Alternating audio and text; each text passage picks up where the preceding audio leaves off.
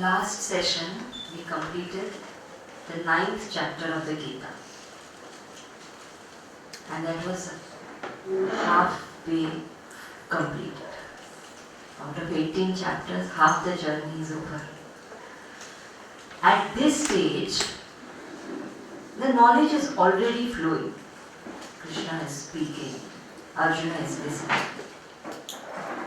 And that stage of Arjuna being completely unaware and Krishna making him aware is now over. Now, all of us are more or less tuned to the whole Geeta. Then, the student and the teacher reach a certain point where there is no need to speak anymore. That there is no need for more gyan to come. How much is spoken is enough to change the life of the person if he reflects on it and tries to live it. But that journey is so inspiring till that point that at this stage the student gets interested.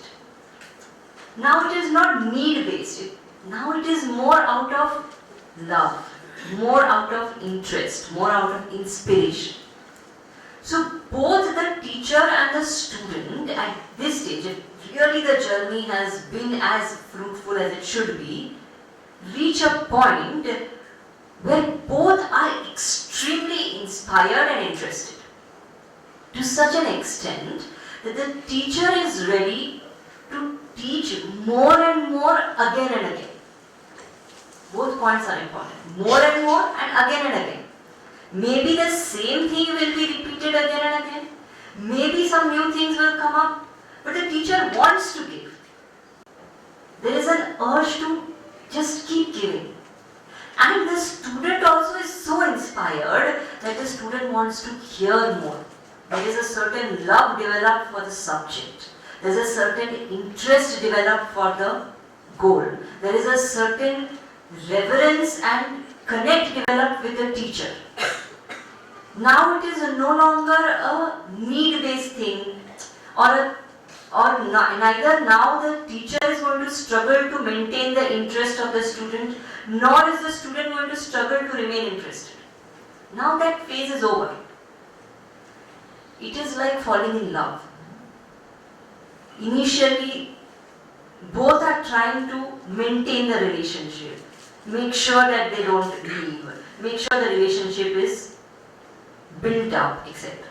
Then a relationship reaches a certain stage where that insecurity of that person leaving me, going away, not being interested is not there. Now we know we are in love with each other, and now that there is an urge to just share. There is no need of doing it out of a need. One is just doing it because they love each other. This is the stage which Arjuna and Krishna have reached now. So in the beginning of the 10th chapter, Bhagavan uses two words. One is Hitakami, other is Priyamana. Hitakami refers to the teacher. Hita means welfare, well-being. Kami means desire. The teacher has a strong desire for the welfare of the student. There is no other desire in the teacher. There is nothing else which the teacher has to gain. And even the welfare of the student is not really a gain for the teacher, but that is the only concern that the teacher has, nothing else.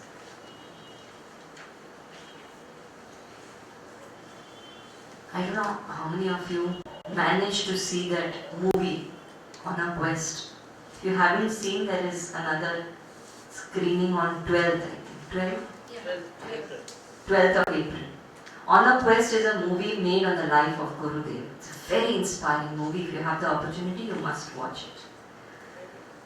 it. I think you can meet Sunita after the talk. She'll give you the details. Yes. Stand up. She's Sunita. So in that movie, when you watch it, you will see there's an incident. Gurudev is sent to the Himalayas to Tapovan Maharaj to study. Shivananji tells him, you go to Tapovan Maharaj and study. And those days, even today, if you go up to Uttarkashi, the transport system is not really great. Of course, now recently after the calamities, it's worse. Even before it wasn't great. Big buses can't go. Buses can't go at all. Only some cars with few people could go with great difficulty, slowly. The roads are not good, and that is more recently. In those days, travelling up to the Himalayas in cars was out of question. So when he went walking. So walk up all the way from Rishikesh to Uttarkashi. He reached there and Tapovan Maharaj looked at him. He said, I have been sent by Swami Shivananji to study under you. Tapovan Maharaj said, what is the proof? Where is the letter of reference? This thought hadn't even occurred. So he said, I don't have a letter. He said, go back, get the letter. Imagine you walk all the way. And then he comes back, all the way back, meets Shivananji, takes the letter.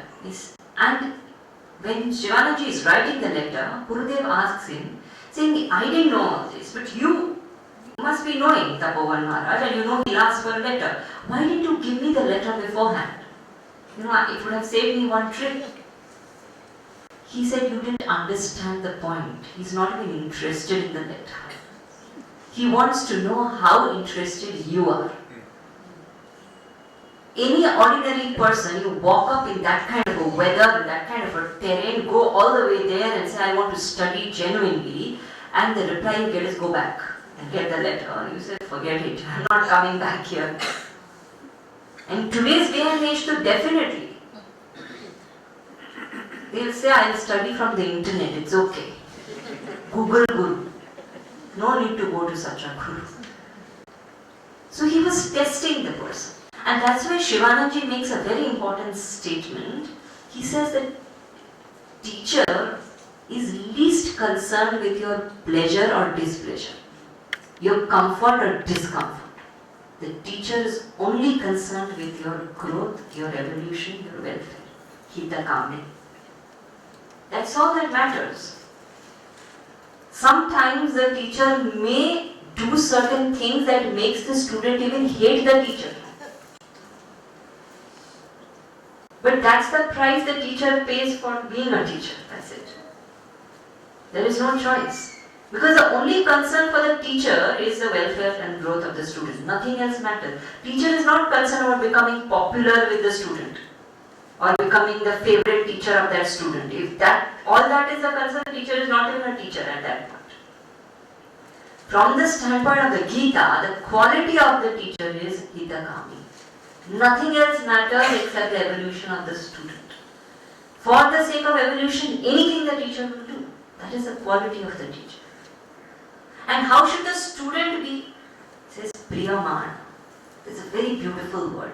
He does not say anything else. He says Priyaman. The student must be in love. That's all. Must be absolutely delighted in listening to what the teacher is saying.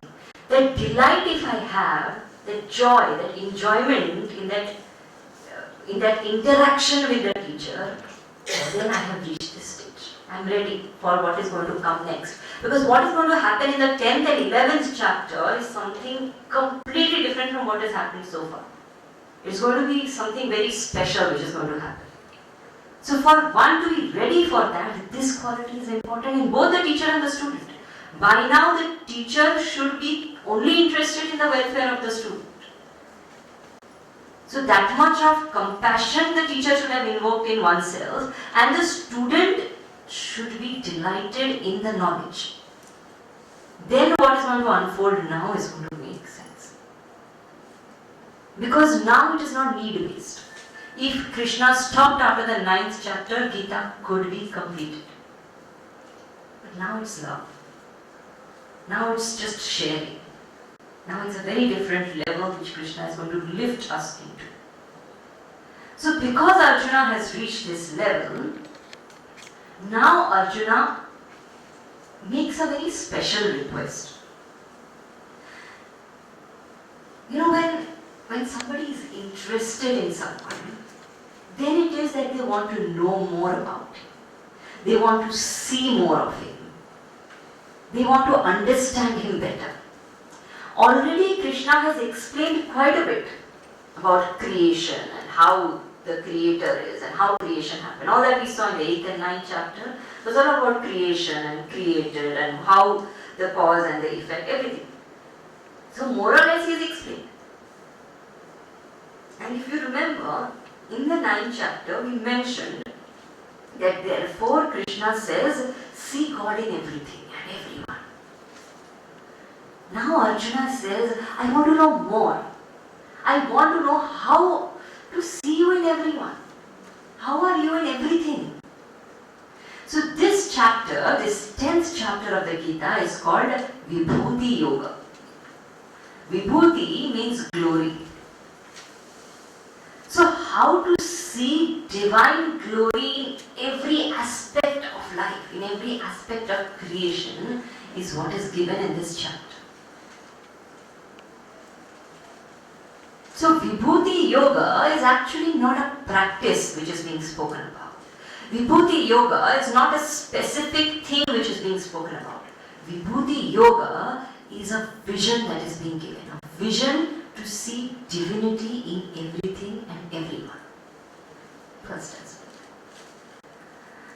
Now, you know, when people go on tours, to a certain city on vacation, there are different ways to enjoy a place when you go to a vacation. One is, some people like it this way. They will catch a local person. They'll say, aap dikhao. And that person may not be a professional guide, but that person will know the corner stalls, the roadside stories, the culture, the strange ways of the people there, and these kind of things, and these nitty-gritties, these intricate things, these details of that city, that person will make us see and enjoy. That's one way to enjoy a vacation. Second way to enjoy a vacation is you book yourself on a city tour. So they put you in a bus. They don't go into the details. They don't go into every small place, every corner, every stall, but they will take you to the important places of interest. They will tell you the stories, etc. There is a third way to go to a place and enjoy. Third way is, supposing you have gone there, I tell you, describe to me how it is.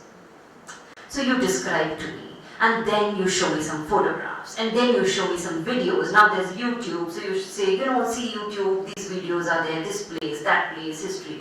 And by seeing that, I've almost visited it. I've seen those places. Three ways to enjoy a place. Three ways to tour a place. Detailed, only important, or distant.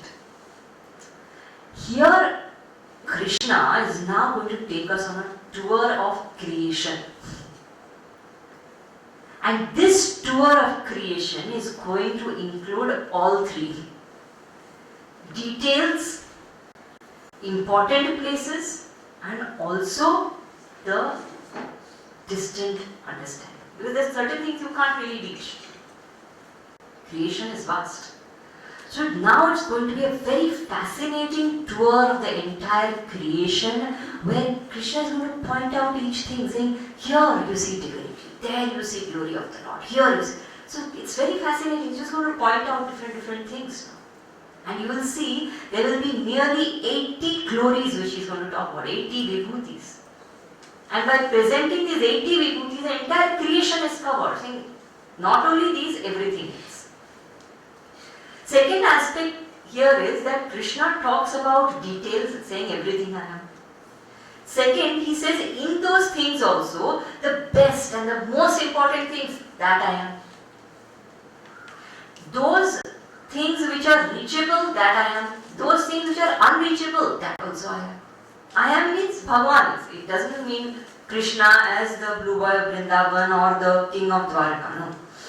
Not as that form of Krishna, but as Bhagavan. God is in everything. So that vision, that tour is going to do. Now, who's going to go on this tour of the creation? So Krishna says there is certain eligibility. Like you need a visa to go to certain places, there is a certain eligibility. What is the eligibility? Eligibility to be on this tour is that one must be somewhere a devotee. That is the qualification. Certain amount of love, certain amount of shraddha is required to take this tour. Without it, not possible. And who is the main tourist here? Arjuna. Lucky man. He goes on a tour of the whole creation with Krishna. And because of him, indirectly, now we'll all go. So thanks to Arjuna also. Because he asked that please show me your vibhuti, now we'll all see the vibhuti of the Lord. So various vibhutis he talks about. And we see here one very important thing which Krishna keeps saying throughout this chapter. He says that whatever good you see in the creation, know that it belongs to him. Whatever bad you see in the creation, know that that also belongs to him. If someone is the best in something, that best is me. And if someone is not so good in something, even that is me. That's the beauty. All encompassing. So it's a holistic way of looking at life. So this Vibhuti Yoga now begins as Bhagavan says what are the different things he is. We are not going to go into all the 80. If you are interested, you can read the book. You've been given the book and you were told to read it in those 15 days. I don't know how many are following that instruction. We had said within the gap one is supposed to read what we have done. If you read, Gurudev very beautifully describes each and every of those 88 glories. We are not going to go into all of them, but we will see them as and how.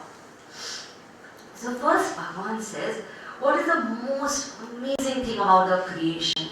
He says the most amazing thing about the creation is that there are some people who are very intelligent, some people who are very wise, some people who are very talented, very bright. So Bhagavan says the buddhi, the jnana, etc. in them is me. So that means, if at all I think that I am intelligent, the intelligence is of the Lord. Then somebody said, but I am not intelligent. I am deluded, fool. He says, samoha. That samoha also is me. That delusion, that foolishness also is me. So the intelligence also is the Lord, the foolishness also is the Lord. Meaning does not mean that maintain foolishness in anywhere bhava nahi hai.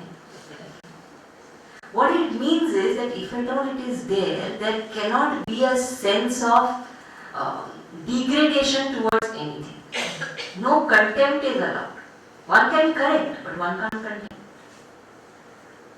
Then it is said, if somebody does something wrong and you manage to forgive that person, that kshama, forgiveness, that is the Lord. Imagine how detailed Bhagavan is going now to say that you don't have to go anywhere else to find God. In small things is God. Kshama is God. Just the ability to forgive somebody is God, and forgiveness is so important. Actually, if a person practices forgiveness, instantly divinity is experienced. Because it's not easy to forgive. Very difficult to let go. And forgiveness is of different kinds. There are some people, if you make a mistake and they know it, you had it. The rest of your life you will keep hearing. The mistake never gets forgiven. Second kind is, you make a mistake, they feel bad, they get angry, they punish, but after that they forgive. Chalo abhi ho gaya. I have also punished. Khatam. Third level is,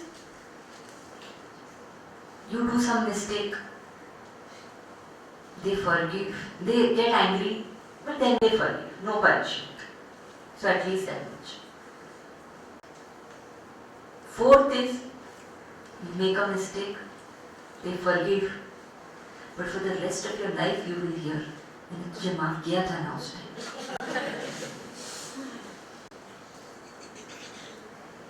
Fifth is, you make a mistake, they forgive and they forget.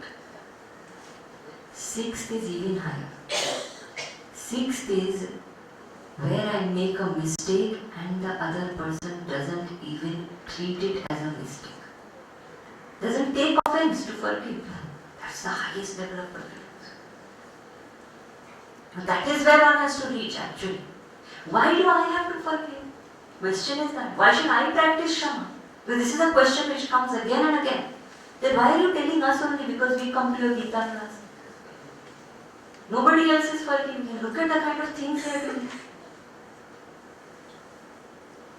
I know none of you will do this, but try doing it. It's very tough to do. Try, get some coal from somewhere. Just coal, charcoal. Just keep it in your bag for the next 6 months. What will happen? No matter how much you pack it and put it and whatever, somewhere or the other there will be black marks on your back. After that 6 months you take it out, put it on the person you hate the most. That person will become black, no doubt. What happened to my hand? That person may escape also, if he is smart. But my hand definitely. In Chinese, there is a proverb which says, carrying grudges is like carrying burning coal in your hand, not even charcoal. Burning coal. Whether the other person is going to get affected or not, my hand will burn.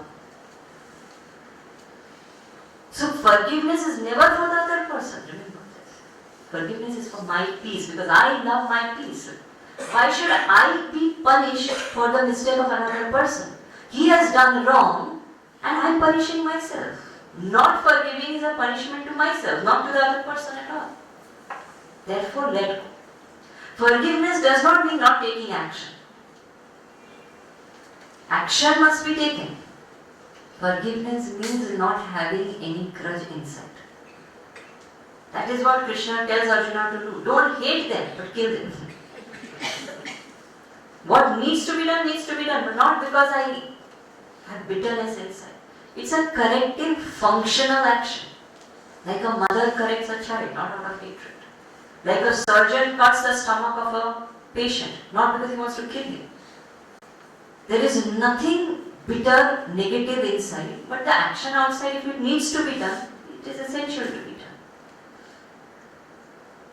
So that is Kshama. And he says, if I am able to practice this Kshama, Kshama at its highest level is divine.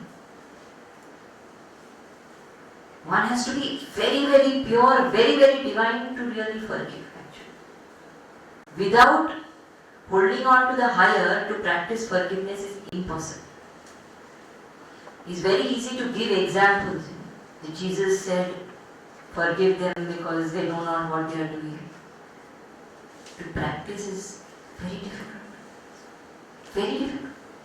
When somebody does wrong to me, to really think good of that person, very tough. And that needs purity, that needs divinity, that means anchoring in the higher. That's why he says, Shama is me. Dhamma Shama. He says self-control is me. Mind control, sense control. If you are able to do that, that also needs a lot of purity. It's not easy to control the mind. Merely with willpower, it does not happen. We think, I will be strong. And when weakness comes, we all know the strongest person falls. Great rishis like Vishwamitra, etc. fell. It's not easy. It needs tremendous amount of purity, devotion. So he says, Shama Dhamma. Sukha. If I am happy, that itself is divinity. Gurudev always used to say this. I have said this before also. Refuse to be unhappy. Many places he would sign when people would ask autograph, he would sign, keep smiling. That is divine. It's not easy to keep smiling all the time. In joy and in sorrow, to remain happy and to be able to smile through the challenges of life requires inner strength. Again, purity, divinity. But supposing I become sad sometimes, Dukha also is Bhagavan. Bhagavan says Sukha Dukha. Dukha also is Bhagavan. So if at all sorrow comes, accept it. This is the way Lord is manifested in my life. Never mind. The moment I see divine acceptance comes. It's a very beautiful thing. Yoga means seeing that one truth as many. That manyness as one. Vibhuti means seeing one as many. So that many things which we are seeing, that multiplicity we are seeing, if we are able to see that oneness in that is yoga. And if that one truth I am able to see as the many which are manifesting, that is Vibhuti. So the many manifestations of the Lord, Sukha and Dukha, joy and sorrow, pleasure and pain, everything as the Lord Himself. Bhaya and Abhaya, fear and fearlessness, both are nothing but manifestations of the Lord. meaning the entire world with all its pair of opposites is the Lord. All the emotions, all the values, ahimsa, non-injury, is the Lord. Samatha, balance, is the Lord. Tushti, contentment, is the Lord. Anything you pick up. Dhanam, doing charity, that itself is an acknowledgement of worship of the Lord. We saw in the 4th chapter also. Yasha, if one gains, fame through righteous means, dharma, that is also the Lord only. Anything in the world can be the Lord and anything can be divine. In fact, what is not divine? Then Bhagavan further says, amongst these things also, because it's very difficult, it's very easy to speak, but it's very difficult to say everything, every little thing is the Lord. You can't see divine in everything. It is okay. You pick up the best in everything. That best is me. You can't think everything. Pick up the best. Through that best, lift the mind. Idea is to make the mind so pure and so divine that one is able to see the divine. Whatever is the means is okay. So now he gives examples. So he says that amongst those who are amongst the Adityas. Adityas means they are not sun. They are luminous beings. They are sons of Aditi traditionally, according to the stories of the scriptures. They are the sons of Adityas. So amongst the Adityas, I am Vishnu. Vishnu does not mean Bhagavan Vishnu. Vishnu is name of one of the Adityas. There are supposed to be 12 sons of Aditi, 12 Adityas, luminous beings who are extremely pure, extremely flawless. If you go to Kailash Mansarovar, it is believed that in the night, especially on a full moon night, it is the Adityas who come to take bath in that lake. So it is said, don't go near the lake in the night. One will get currents. And if you watch from far, you can actually see light descending and going into the lake. You can actually see it. It's believed those are Adityas. So Adityas are these luminous, extremely pure beings. This is amongst them the best is the Vishnu. He's not Lord Vishnu, one of the Adityas. So that best is me. Amongst the luminaries, amongst the shining objects in the world, which is Bhagavan? Is it the bulb, the tube light, what is that LED? No. He's the sun. Amongst all the luminous objects is the sun, that which never goes off. Brilliant, bright. Then he says amongst the nakshatras. Nakshatras means stars.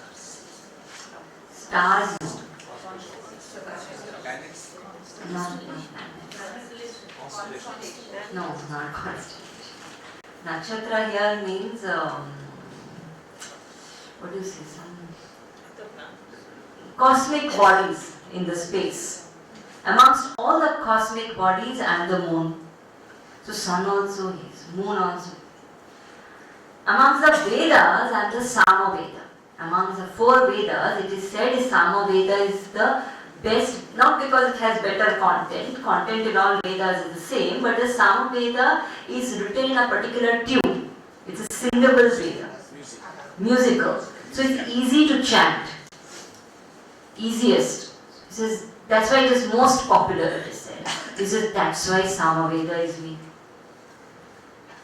And amongst the senses, we have 5 senses, 10 senses. Amongst the senses, which sense am I? This is the mind is also a sense. I am the mind. Because see, all the other senses are controlled by the mind. So that mind is me. So amongst the senses, I am the mind. And in all the beings, that consciousness which is there, that awareness factor, Chetana, that is also me. Among the Rudras are again a kind of being. Here Rudra does not refer to Lord Shiva. Rudra is a kind of being which exist in the universe. It said, among the Rudras, I am Shankara. Then it is said, amongst the Yakshas are again special beings which are which have body of a human, upper half of a human, and lower half of a horse. The special creatures. And amongst the Yakshas, he says, I am Kuber. Kuber, the lord of wealth, is supposed to be one of the Yakshas. And most powerful, isn't it? Wealth. This is amongst the Yakshas, I am Kuber. And amongst the mountains, I am Meru. There is a Meru Parvat. It is believed that there is a mountain which forms as though the center of the creation. It is called Meru. So it is said that Meru is me. That Meru is the mountain which was used as a churning rod when the Samudra Manthan was done. So when the churning, you know how you churn milk, etc. Then nowadays people don't churn, they use blender.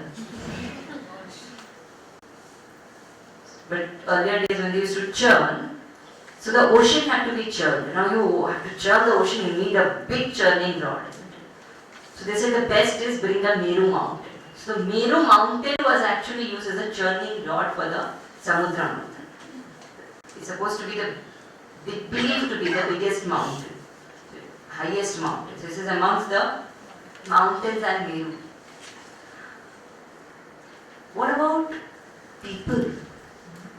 These are all creatures. What about people? Are you the pujari? Because those are, we relate God to these things. Says, yeah, amongst the pujaris, different people have different priests coming home and doing puja. Amongst the pujaris, I am Brihaspati. Who's Brihaspati? The pujari of the devatas. So the biggest, best amongst them. I am Brihaspati. Then it is said, what about people who don't do puja, who do other things? So let's say soldiers. It says, among soldiers, I am Skanda. Skanda is another name for Ganesha's brother, Kartik. He is supposed to have 6 heads and he's a soldier god.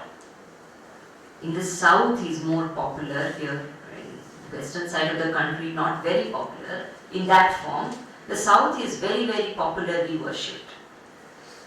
Murugan, Kartikeya, etc.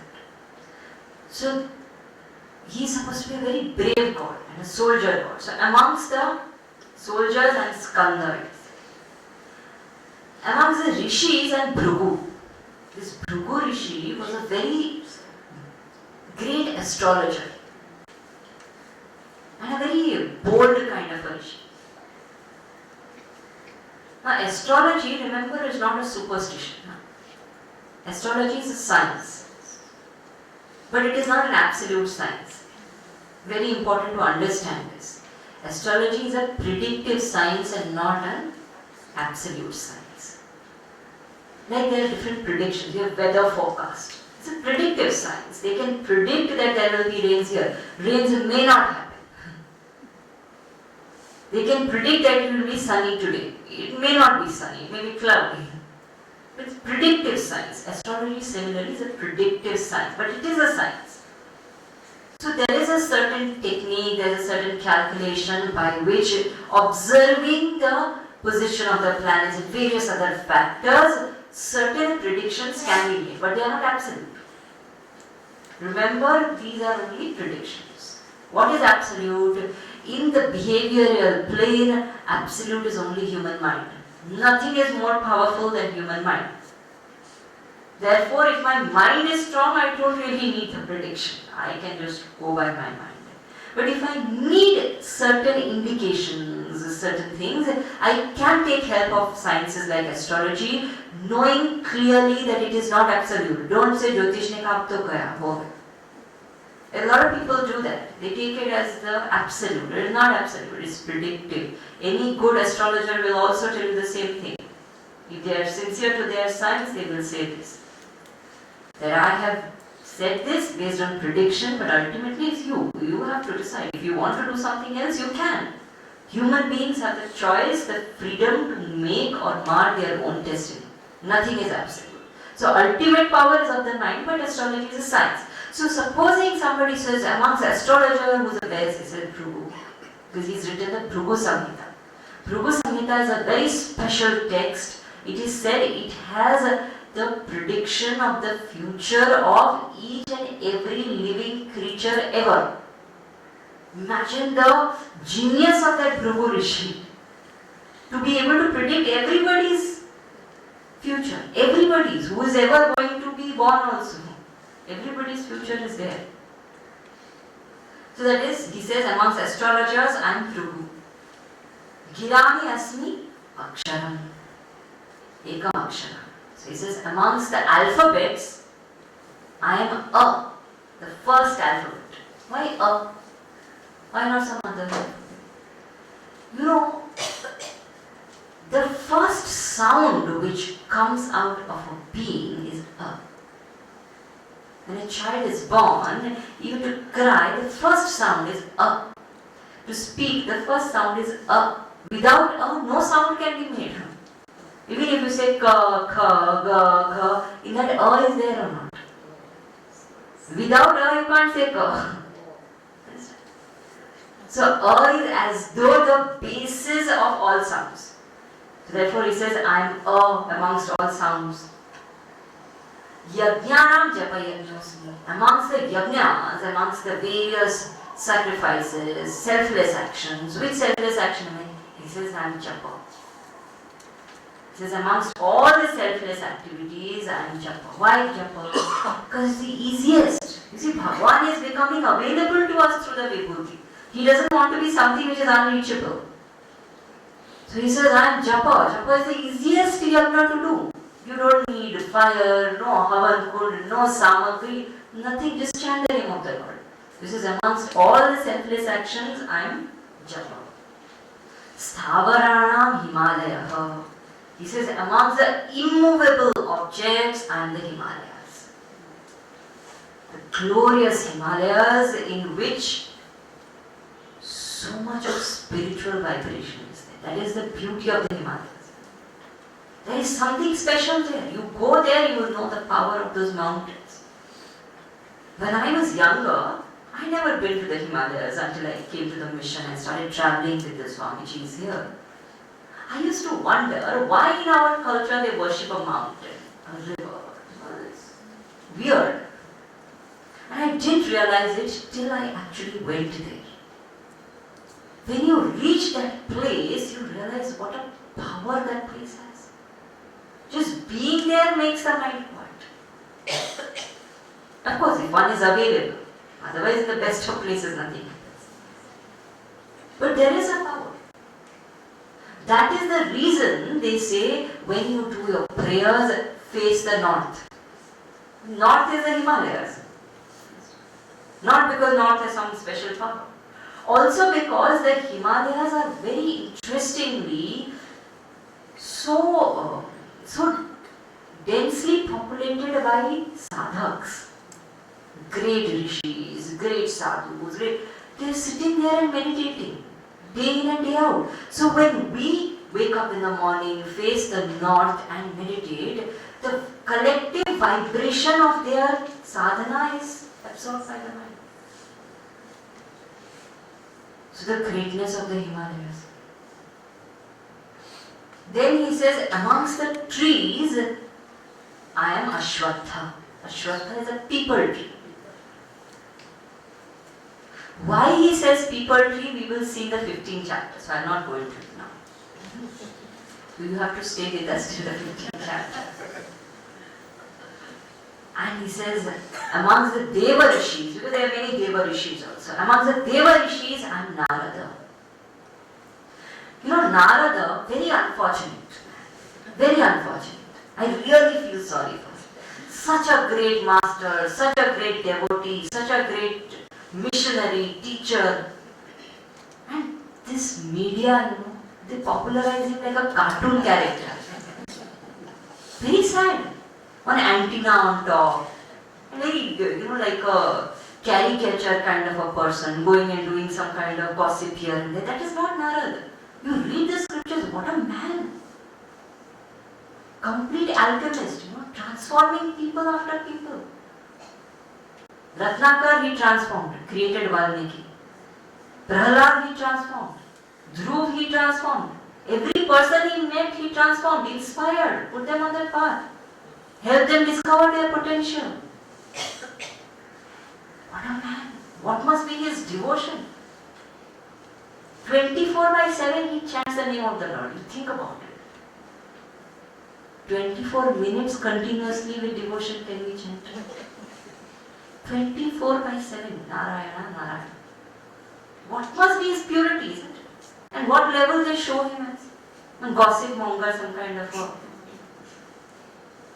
Very sad. We must understand. We should study this text. Narad Bhakti Sutra, written by Narad Muni. Study this. You can't find such a manual on Bhakti.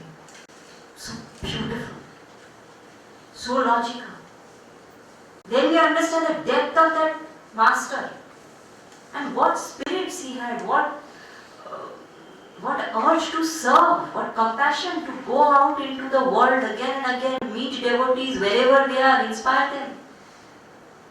So many stories that devotee was there and Narad Muni came there, told him you chant the name of the Lord, and so many stories. How many such people? Guru to so many. So he says amongst the Deva Rishis I am Narad. Then he says amongst the Gandharvas and Chitraratha. Gandharvas are again special divine creatures. They are the what do you say? The entertainment department of the Devatas. The supermodels, the singers, the Gandharvas. Extremely good looking, extremely powerful, extremely talented, performance oriented. Naturally, such people will be indulgent. So, indulgent also. And it is said that in the night there are different praharas, Each prahara is allotted to different types of beings. No prahara in the night is allotted to human beings. Therefore, it is said we should sleep at night. This call center culture is not proper. It's not good for health also. And traditionally also this is how they say that night you should not. Those who do things at night, they are called nishacharis. They are not supposed to do in the night. Night one is supposed to sleep. Human beings are allotted time from 4 in the morning. And 4 to 6 is the common time where human beings and devatas are awake together. So that's why the time is Brahma Muhurta, very special. Night time is allotted to different beings. So there are certain praharas which are allotted to Gandharvas. Human beings are not supposed to be awake at that time. At Gandharva time, they are supposed to do their thing. It is said in the Mahabharata, once Arjuna was awake and wandering in the nights. Not supposed to do that. When he was wandering, it was Gandharva Muhurta, time of the Gandharvas. So this Chitraratha and his wife were enjoying themselves in a lake. It was their time. They didn't expect a human being to come. Arjuna happened to see them. Now Chitraratha was very angry. So Chitraratha said, you are not supposed to be here. Why are you here? Arjuna said, I'm sorry. I know it's wrong. I'm sorry. Chitraratha was furious. Nobody likes to be disturbed in their private time. So there was a war which ensued. And in that war, between Arjuna and Chitraratha. Chitraratha lost the war, he got tied. Arjuna took him to Yudhishthira. When he took him to Yudhishthira, Yudhishthira said, Arjuna, it is wrong. You can't tie him and, torture him like that, because you are the one who was at fault. You should not be awake in the night and going around and disturbing them. That's their time. And he has all rights to be upset with you. How can you do that? That's wrong. You have to release him. Chitraratha was very impressed by Yudhishthira's sense of dharma. And he calmed down. And now he was also very impressed with Arjuna's valor. He said, you are such a powerful man. I'm very impressed. Because they don't maintain grudges. They see the goodness in the person. So they said, I want to gift you something. See the greatness. He says, I want to gift you something. And it is said Chitraratha was the one who gave Arjuna his chariot, sitting on which he fought the Mahabharata war. It was a divine chariot. It is said the entire chariot had emerged out of fire. And it was glowing, resplendent, massive. And Chitraratha gifted him the horses which rode the chariot also. And these horses were special. These horses could fly in the air, walk on water, walk on soil, do anything. Not only that, every time a horse from Arjuna's chariot died, another horse emerged. So Arjuna's chariot would always have 4 horses, because it's a divine chariot given by Chitraratha. So he says, amongst the Gandharvas and Chitraratha. And amongst the people, I am their leader. So whoever is the leader or the best amongst the people is the expression of the Lord only. Nothing belongs to the person. Then it is said, amongst the weapons, I am the thunderbolt, Vajra. There is no weapon more powerful. One can escape anything else. The thunderbolt one can't escape.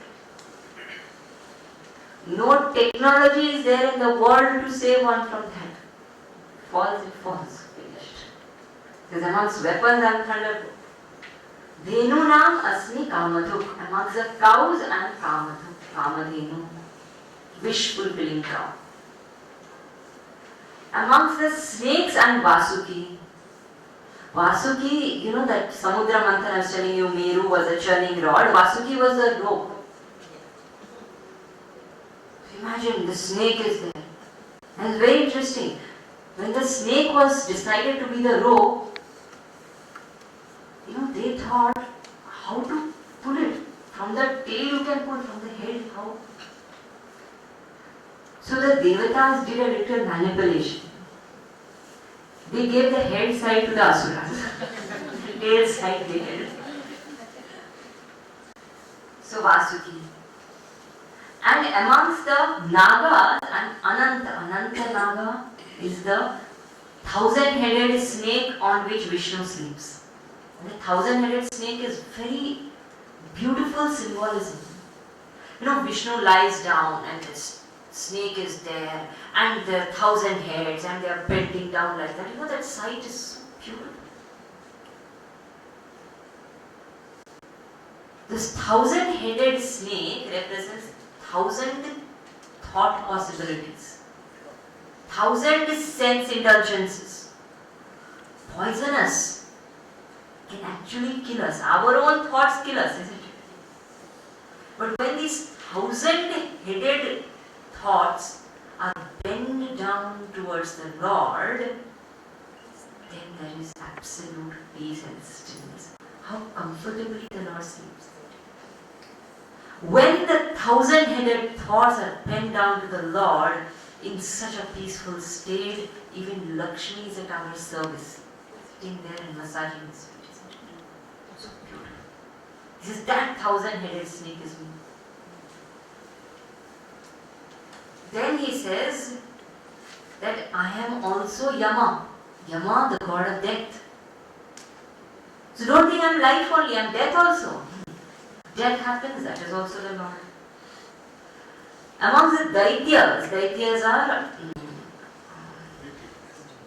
demons. He says amongst the demons, I am Prahlad, best amongst demons. He was a demon. Raksha, he was a Daitya, born in the Daitya dynasty. What a person, Prahlad. No, we complain, saying, this is all easy, but we live in Mumbai, such a materialistic city, so difficult to be spiritual here. You think of Prahlad. In what materialism and sensualism he lived. We complain our family is not supportive. Who was supporting Prahlad? 8-year-old boy.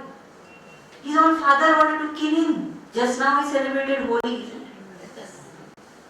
His own aunt wanted to burn him. Every day one murder attempt on him. Just because he is thinking of the Lord. Think. And what a strong mind. In all circumstances. He stuck.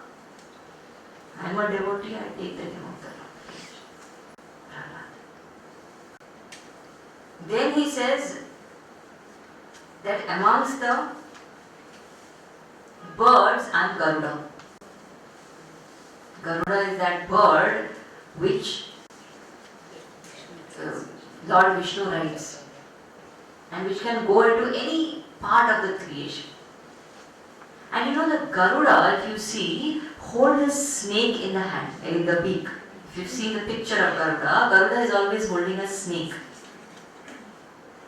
This snake represents the mind. If it goes out everywhere, it poisons. It's held by Garuda, which the Lord is riding. So when the mind is held by the sadhana which the Lord is riding, then such a mind does not cause harm to anybody. Then he says, amongst the warriors, I am Rama. People think, whether Rama is great, Krishna is great. No, Rama also is me. Nothing, no difference. Everything is divine. So amongst the warriors, I am Rama. Amongst the fish, I am shark. Amongst the rivers, I am Ganga. What a beautiful river. Ganga. Gurudev used to so beautifully describe that Ganga coming down from the Himalayas. It is said earlier the Ganga used to be Akasha Ganga. That Ganga which was invisible. It used to just be in the heavens. Bhagirath did great tapas and invoked Ganga to come down. But when Brahmaji heard that Ganga has to come down, he said, you can't receive Ganga. The force with which she will come will destroy the earth entirely. The only one who can receive it is Shiva. This is called Shiva. Then again Bhagirath did tapas called Shiva. And Shiva was requested. Shiva is Ashutosh, easy to please.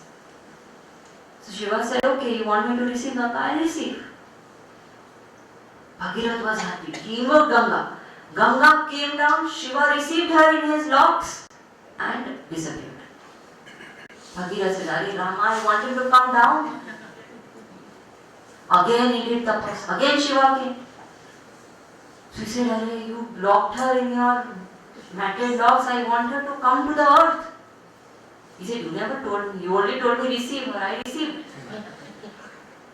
He said, now please send her. Then Shiva lets out one small streak from that Ganga and it flows into the earth and it serves the entire earth. That entire Ganga river is one small streak. And it is said that this Ganga, Akasha Ganga, represents knowledge, spiritual knowledge. It remains unmanifest, invisible, difficult to understand, difficult to reach. That spiritual knowledge which is Akasha Ganga, through our sadhana, through our effort, when we make ourselves eligible, comes down. But when that knowledge flows, ordinary minds like us can't even understand that subtle knowledge. That Shiva, that Guru, who has done great tapas, he alone can receive that knowledge and let it out in such a way that it can benefit us. See, such a beautiful symbolism. And Ganga represents service. Comes down from the Himalayas, flows through the country serving tirelessly. How many obstacles come on our way? Never stops. How much we keep on dirtying her, making her impure, flow goes on. That's why Gurudev always used to say, you don't need clean Ganga movement. You just need to stop dirtying her. She will keep flowing and will be clean. Water which flows from the Himalayas is clean. We make it dirty. Stop dirtying her. She's clean. Ever serving continuously. This Ganga river is what inspired Gurudev to come down.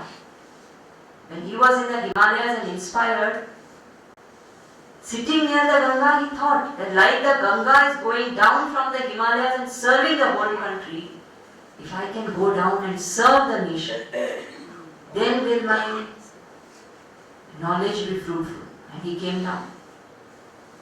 He says, amongst the rivers, I am Ganga.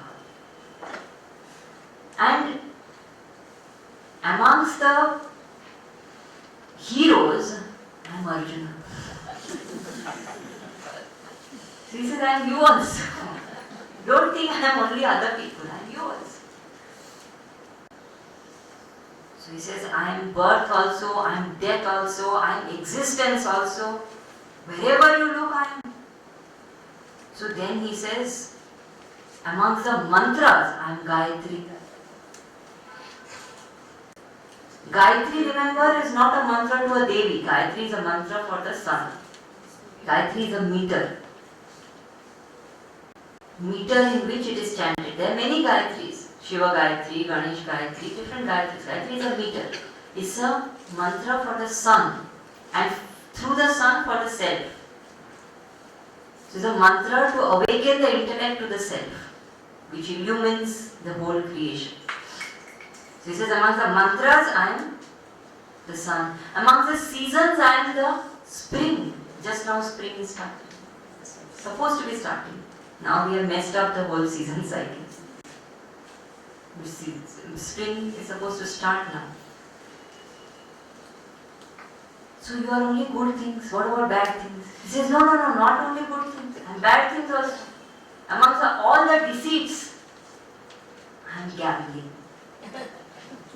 Deceits. The different forms in which deceit is done, cheating is done. This I am gambling. Why? It is the worst form of deceit. It is said in the Bhagavad that sorrow and suffering resides in gambling. Yudhishthira suffered and lost everything because of gambling. So he says, amongst worst things also I am there. But I am also dharma. And I am also the establisher of dharma. If you do wrong thing, you will get wrong results also. But that is also me. So then Arjuna says, you are all this. But you can't be only all this, isn't it? You must be much more. I want to see you entirely. Now see, the interest is growing. So that's where the 11th chapter begins, which is called Vishwarupa Darshana Yoga, where Bhagavan gives darshan. This is amazing. Where actually Bhagavan manifests in entire resplendence. I'll give you an example. Nowadays there are so many TV channels. You switch on TV, there are hundreds and hundreds of them. And we keep flipping it. I don't know, Star Plus, Sony, I don't know what all channels are there, NDTV, something. Imagine if all the hundreds and hundreds of channels start playing together. Can you watch? Chaotic it will be. But now Arjuna wants to see that. He says, you can't be only this, you are everything, I want to see that form. Bhagavan says, that you can't see like this. For that you need a special vision. To see one microorganism also you need a microscope. To see one far away thing you need telescope. Then you need binoculars to see something. Different things. So to see that form you need something special. Cosmic form of the Lord you want to see. You need Divya Chakshu. I will give you. Not only will I show you, but I will give you the vision to see it. See the compassion. So a Divya Chakshu was given, where in the battlefield Bhagavan manifested that cosmic form, which is not the form of Krishna, remember. It is the form of everything. And Arjuna could see it. And because Divya Chakshu Sanjay also had, Sanjay also saw it. So the divine cosmic form, all-encompassing form of the Lord was shown to Arjuna. In that form, there were hundreds and hundreds and thousands and millions of people. Millions of forms, millions of creatures, millions of heads, millions of hands, millions of legs. Because every whole creation is there. Now at this moment, think how many people are dying. How many creatures must be dying? How many creatures must be born? Imagine seeing all of it together. What must be Arjuna's experience? Forget that much. If we think of anything in its totality, you think of bacteria. Think of all the bacteria in the world. Can we think? Think of flowers. All the flowers in the world, can we think at one time? Bhagavan shows him actually all of that. All the birth, all the death, everything moving and unmoving. In that Arjuna sees Bhishma, Drona, Karna, everybody going. Bhagavan in his fierce form as though swallowing and biting all of them and killing all of them. Because all the birth and death is being seen. Everything that has happened, will happen and is happening. Multitude. That kind of a form cannot even be imagined by us. We can't imagine totality of anything actually. Forget that kind of an entire form. And Bhagavan says, this is not all, there is much more to me. In that, he sees the entire cosmos. So many planets, so many galaxies, so many suns, so many moons. Imagine the brilliance that must be coming out of the Lord at that time. In one body, he sees all of this. And he sees that all the divine creatures, all the saints and sages, everyone is there. When Arjuna sees such a form of the Lord, what will happen to Arjuna? I think just imagining it, what happens to us? Overwhelming, isn't it? It's gross also, gory. Imagine the mouth open and creatures going in and dying and born. There is this glory also, brilliance also, creation also, destruction also, everything happening at the same time. Millions and millions of things happening at one time, the mind can't even grasp. Overwhelming. So on one hand, Arjuna is overwhelmed. First response. Second is Arjuna is filled with devotion. That entire bhavana which he had for Krishna as a friend, as an equal, is now completely changed. He suddenly says, oh my God, what is this? Third, he had only asked for this, remember. He had said, I want to see this form. Krishna didn't say, I want to show you.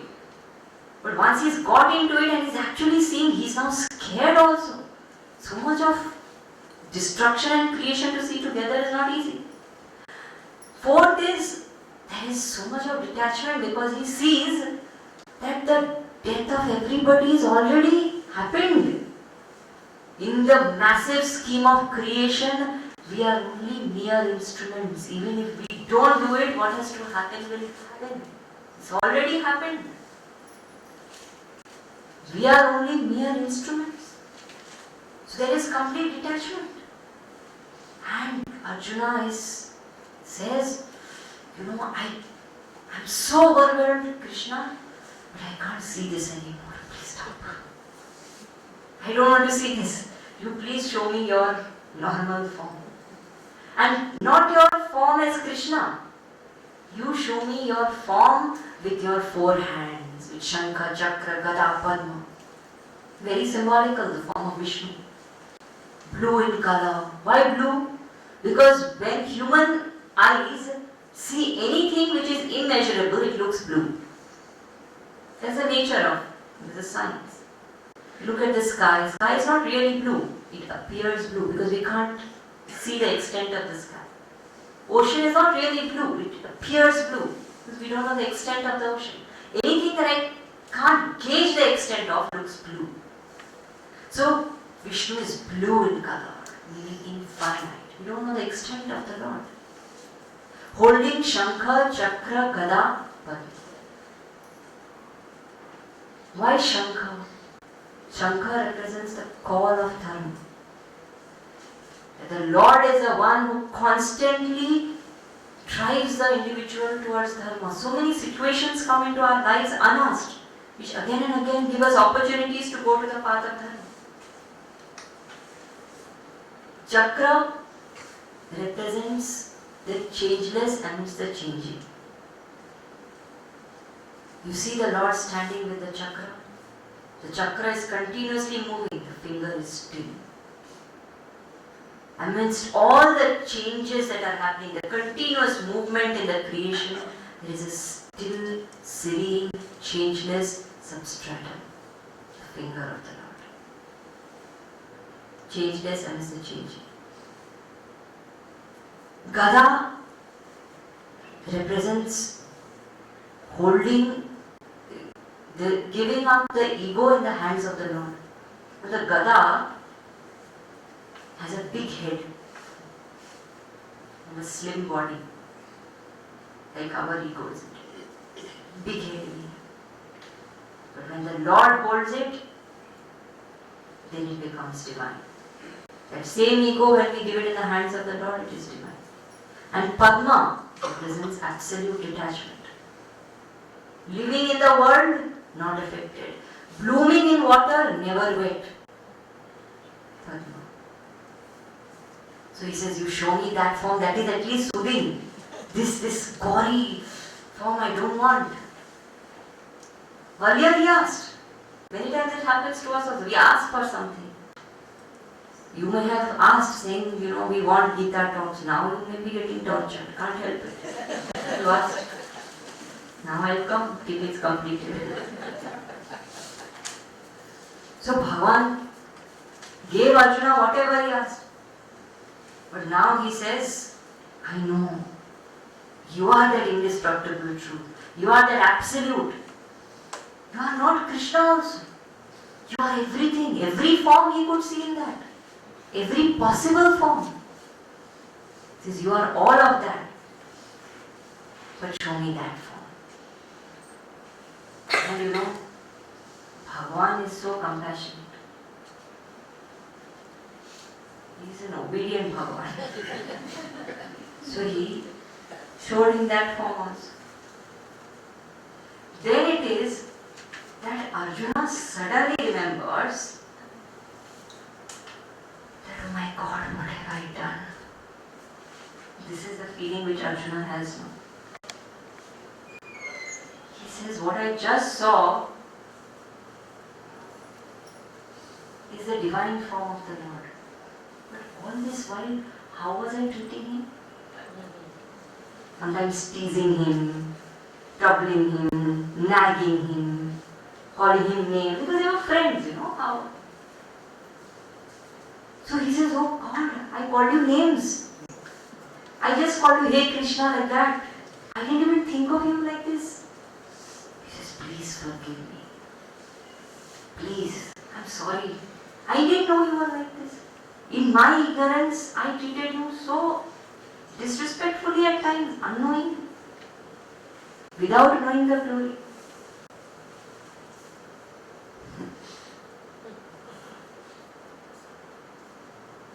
When Gurudev decided to take sannyas,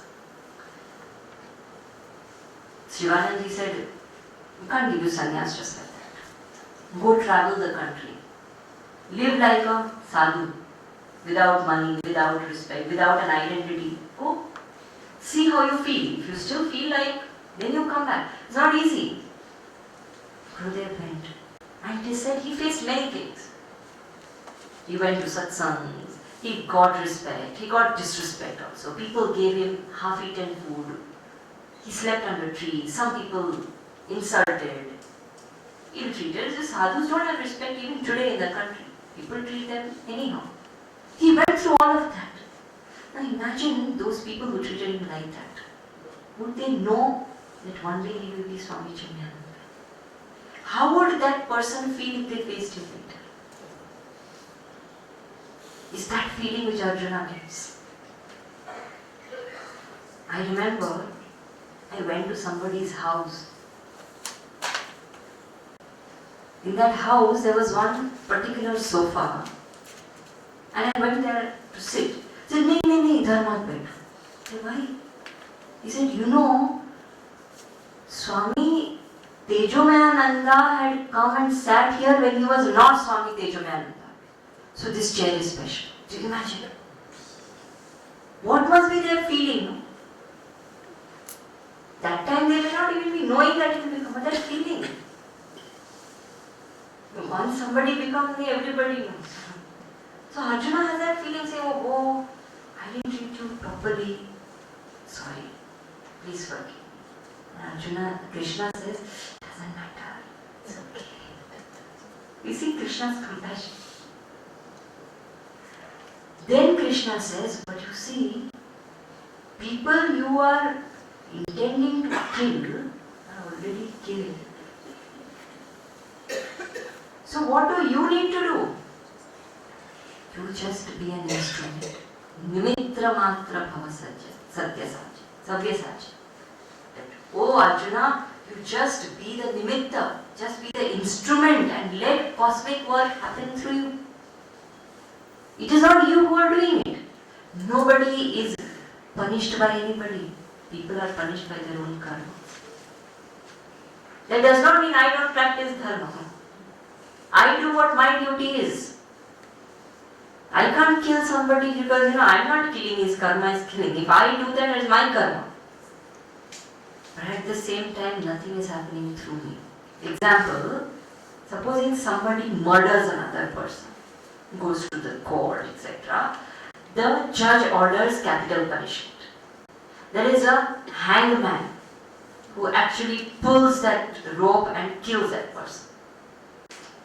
But will the judge or the hangman get the sin of murdering the murderer? If they don't do that, they will get the sin of not doing what they're supposed to do. But who murdered the murderer? His own karma, isn't it? It's not the judge who murdered.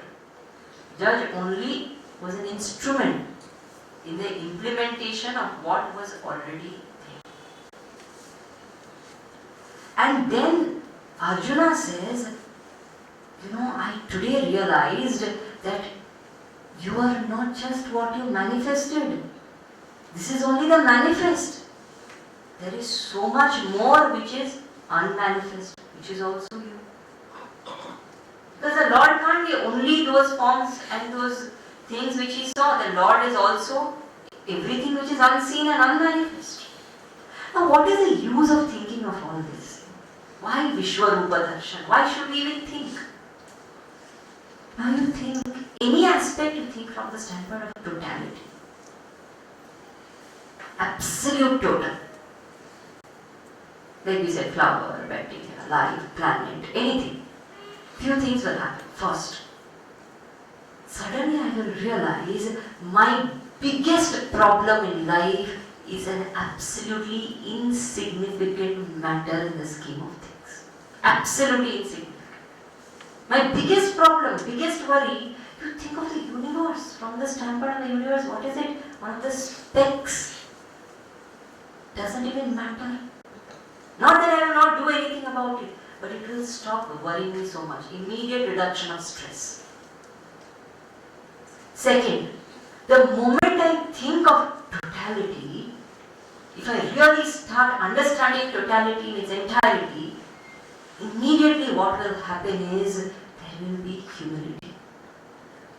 What am I boasting about? What is my ego about? I am nothing. This entire earth itself is one small dot in the universe. In that small dot, India is one smallest dot. In that smallest dot, I am there. Big, very important person. VIP. What we are? Nothing. So absolute humility. Third point which will happen is there will be no attachment. The moment I realize that there is a total which is functioning, I am only a part of that total, there will be no attachment. I will just keep doing my duty, surrendering myself to the Supreme. And fourth thing, very important thing which will happen is there will be an immense love for the Creator. The moment I understand totality, this is not a blind kind of love. This is actually feeling that, supposing somebody, nowadays this entrepreneurship is big in the society. Everybody is becoming an entrepreneur. To build one company takes so much effort. The one who has created this massive, massive totality which I can't even imagine or think of. How much will be my love and reverence and respect for that Creator? There will be a different connect. It's not blind. It's born out of genuine appreciation that here is a massive force.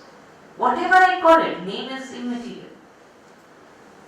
Immense bhakti will come. That is real bhakti, born out of understanding and appreciation, not blind. So this Vishwarupa Darshan will suddenly connect me to the divine at a different level. Will help me deal with my life in a different way. Will completely change my perspective. And fourth thing which will happen is, because the Vibhuti Yoga has also happened, I've seen divinity in everything. And then I realized that everything is a part of that divinity. Suddenly, I will stop seeing fault in anything or anybody. That mind which is critical will die. How can I see fault in the divine? What is wrong, I will correct, that's all. More than that, I cannot.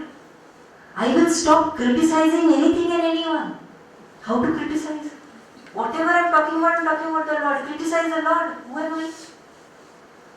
What authority do I have to criticize the Lord? And where is the Lord not there?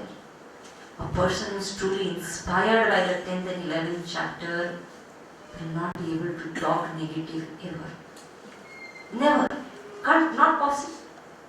He says, I am gambling also, I am sin also, I am dukkha also, I am sukha also. I am the mountain also, river also, animal, snake, rishi, priest, you name it is there. What do I criticize? Nothing. And such a person will only see divinity in everything.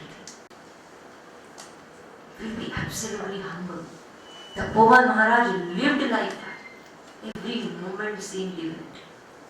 You read that book, he's written a book called Wandering in the Himalayas. Because he used to walk through the Himalayas. Read that book. Amazing. How he's able to see the Lord and divinity in everything. You can actually connect to them.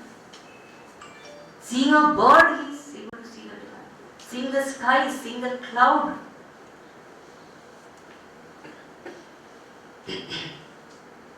That's the vision which Bhagavan gives through these two chapters, Vibhuti Yoga and Vishwarupa Darshan. And these chapters are special because through these chapters, Bhagavan literally gives us darshan. When the description was happening, wasn't a manifestation happening in the mind? Somewhere an image was getting formed. That is the Lord emerging out of me, not outside. That is the real Lord. So we must have immense gratitude that we could reach this chapter in our journey and get darshan of the Lord within ourselves. We'll close our eyes, thank the Lord and conclude today's session. Sit straight.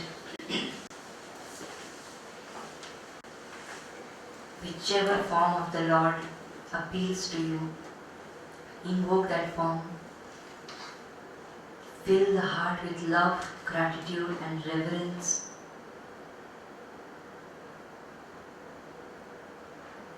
And thank the Lord for manifesting within and without.